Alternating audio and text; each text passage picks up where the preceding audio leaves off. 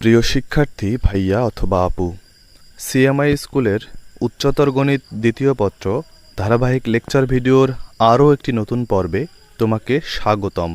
সাথে আমি আছি মাহমুদুল হাসান, তোমার অন্যতম একজন শুভাকাঙ্ক্ষী।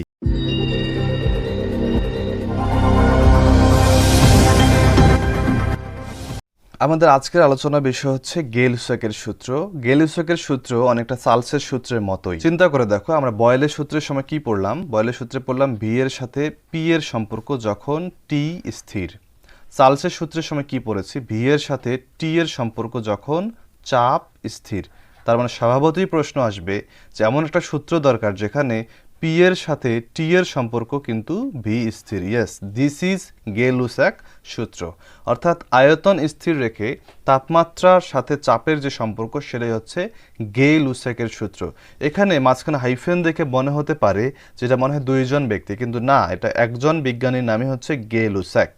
তো গেল-লেসক বলতেছেন যে স্থির আয়তনে টেম্পারেচার এবং চাপের মধ্যে একটা সম্পর্ক আছে। উনি সেই সূত্রটাই বের করেন। চিন্তা করে দেখো, মনে করো এটা হচ্ছে ভি আয়তনের একটা পাত্র, ভি স্থির থাকবে। তো আমরা যদি টেম্পারেচার এখানে বাড়াই দেই সেক্ষেত্রে কি ঘটবে? টেম্পারেচার বাড়াই দিলে এই যে গ্যাসীয় পদার্থের অণুপরমাণুগুলো আছে তাদের মধ্যকার গতিশক্তি অনেক বেড়ে যাবে, কারণ তাদের অন্তর্নিহিত তাপশক্তি বেড়ে গেছে।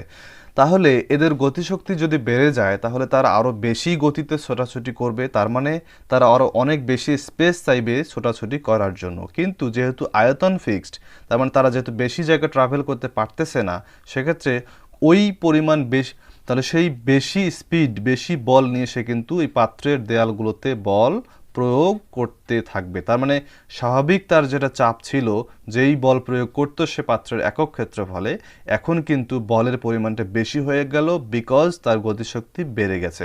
তার মানে টেম্পারেচার বাড়ার ফলে যেহেতু বলের পরিমাণ বাড়লো, তার মানে চাপের পরিমাণও বাড়লো। তার মানে আমরা বলতে পারি টেম্পারেচার বাড়াইলে চাপ বাড়ে। একইভাবে আমরা বলতে পারবো টেম্পারেচার কমাইলে চাপ কমে যায়। তার মানে বলা যাচ্ছে যে টেম্পারেচার এবং চাপ পরস্পর সমানুপাতিক একটা সম্পর্ক যখন ভি স্থির থাকবে। এটাই হচ্ছে গেল-লেসকের সূত্র। তো এই চার্লসের সূত্রের মতেও গেল-লেসক দেখতে পান যে যদি আমরা স্থির আয়তনে প্রতি 1 ডিগ্রি সেলসিয়াস তাপমাত্রা বাড়াই, সেক্ষেত্রে তার আদি চাপ যেটা ছিল, মনে করো 0 ডিগ্রি সেলসিয়াস টেম্পারেচারে তার আদি চাপ ছিল P0। সেক্ষেত্রে চার্লসের সূত্রের মতো এই গেল-লেসকও দেখতে পান যে 1 ডিগ্রি সেলসিয়াস বাড়ানোর ফলে চাপ বেড়ে যায়। কতটুকু বেড়ে যায়?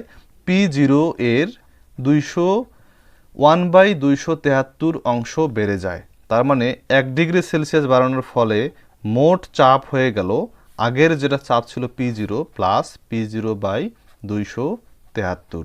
সেক্ষেত্রে লেখা যায় P0 কমন নিলে 1 প্লাস 1/273 পরিমাণ। এইভাবে উনি দেখতে পান যে 2 ডিগ্রি সেলসিয়াস যদি বাড়াই তাহলে এখানে 2 লিখতে হয়, 3 ডিগ্রি সেলসিয়াস বাড়ালে এখানে 3 লিখতে হয়। এইভাবে আমরা যদি টি ডিগ্রি সেলসিয়াস টেম্পারেচার বাড়াই দেই সেক্ষেত্রে মোট চাপ পাওয়া যাবে P0 কমন নিলে 1 প্লাস T/273, এই পরিমাণ চাপ পাওয়া যাবে। এবং সেখান থেকে তিনি দেখতে পান যে যদি আমরা এইটাকে এভাবে লিখি P0 273 plus T divided by 273, তার মানে লেখা যায় যে P0 into T divided by 273, এটাই ছিল নতুন চাপ। তার মানে বলতে পারি যে P/T সমান সমান P0/273। এই P0/273 মানে হচ্ছে একটা ধ্রুব সংখ্যা, তার মানে লেখা যায় P সমানুপাতিক T। তো এইভাবেও চার্লসের সূত্রের মতো করে গেল-লেসকের সূত্রেও দেখানো যায় যদি আয়তন স্থির থাকে তাহলে তাপমাত্রা বাড়াইলে চাপ বাড়ে, তাপমাত্রা কমাইলে চাপ কমে যায়। তার মানে চাপ এবং তাপমাত্রা পরস্পর সমানুপাতিক দুইটা রাশি যখন আয়তন স্থির থাকে। আর এটাই হচ্ছে গেল-লেসকের সূত্র। গেল-লেসকের সূত্র আমরা যদি আরেকটু ভিতরে প্রবেশ করি, গেল-লেসকের সূত্রে দেখো P=KT। আমরা এখন লেখচিত্র অঙ্কন করতে চাই, তাহলে P=KT যদি হয়, টি যদি হয় স্বাধীন চলক এবং পি যদি হয় টি এর অধীনস্থ চলক, তাহলে আমরা পি কে ওয়াই, টি কে এক্স চিন্তা করতে পারি এবং কে কে এম এর সাহায্যে তুলনা করি, তাহলে y=mx প্লাস 0 এই ধরনের একটা সরল রেখার সমীকরণ পাওয়া গেল। তার মানে গেল-লেসকের সূত্রে আমরা যদি আয়তনকে স্থির রেখে টেম্পারেচারের সাথে পি এর সম্পর্ক যেটা আমরা বের করলাম সেটা যদি আমরা এখন গ্রাফে প্লট করতে চাই তাহলে দেখব সেটা একটা মূলবিন্দুগামী সরলরেখা হয়, যেখানে টেম্পারেচার শুরু হচ্ছে 0 থেকে কারণ এখানে টি লেখা হয়েছে, তার মানে এটা হচ্ছে কেলভিন স্কেলে টেম্পারেচার। আমরা টেম্পারেচার 0 থেকে শুরু করে টেম্পারেচার যতই বাড়াবো না কেন চাপের পরিমাণ আস্তে আস্তে বাড়তে থাকবে এবং সেটা একটা সরলরৈখিক হারে। এবং সেখানে এই এম তথা কে এর মান ছিল, আমরা দেখেছিলাম P0/273, এই হারে আস্তে আস্তে বাড়তে থাকে। আমরা যদি বিভিন্ন টেম্পারেচারে এই গেলুসকের লেখচিত্রটা একটু বোঝার চেষ্টা করি, তাহলে দেখো, মনে করো V1 আয়তনে তুমি একটা গ্রাফ এরকম ভাবে পেলে।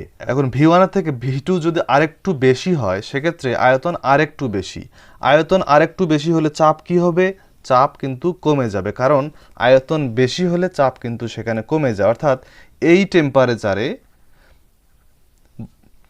টেম্পারেচারে কম আয়তনে যদি যে চাপ দিবে, বেশি আয়তনে সেটা কিন্তু তার থেকে কম চাপ দিবে। তার মানে V2 এর জন্য গ্রাফটা পাওয়া যাবে আরেকটু নিচে নিচে, এবং V3 এর জন্য গ্রাফটা পাওয়া যাবে আরেকটু নিচে নিচে, কারণ সেটা বেশি আয়তন, তার মানে সে কম চাপ দেখাবে।